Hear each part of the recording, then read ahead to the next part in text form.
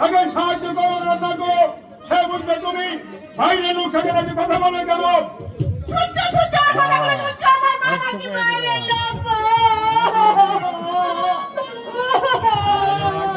আমি আমি তোকে সাবধান করে দিচ্ছি নয়, আমার ভাত চুরি খেতে হয়।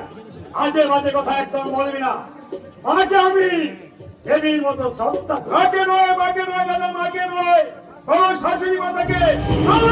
মাকে তো পুরোপুরি হাতে করে ঝেড়ে বসে বহাল করে রেখেছে দাদা। সত্যি দাদা, তোমাকে ধন্যবাদ দেওয়ার আজ আমি খুঁজে পাচ্ছি না। সত্যি তুমি মহাপুরুষ।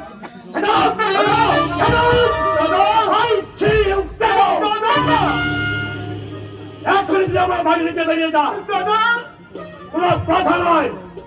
এতদিন বৃথায় ফাঁসতে কি অনেক জেনেছিস, আর শাস্তে প্রস্তুত নয়। সেখানে খুশি চলে যা।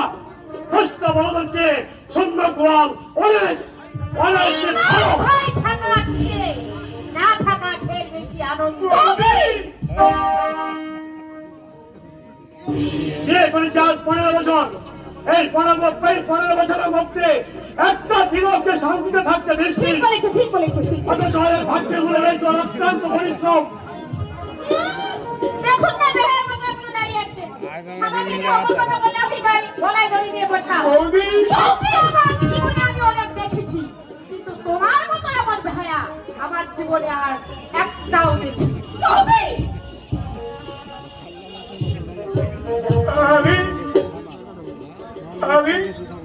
আমি চলে যাচ্ছি দাদা। তোমার কাছে আমি সত্যি কৃতজ্ঞ দাদা।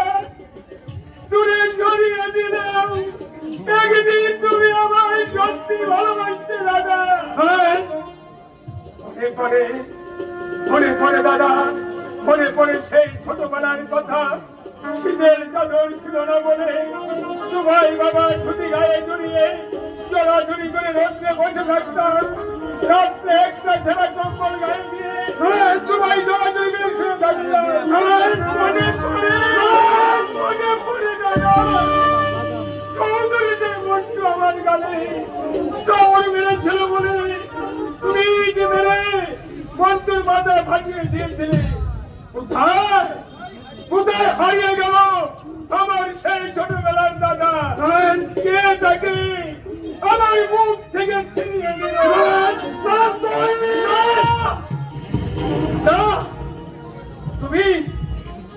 তুমি সেনো দাদা, তুমি সেনো। আমার দাদা, আমার সেই ছোটবেলার দাদা হারিয়ে গেছে। ধন হিসেবে অন্তর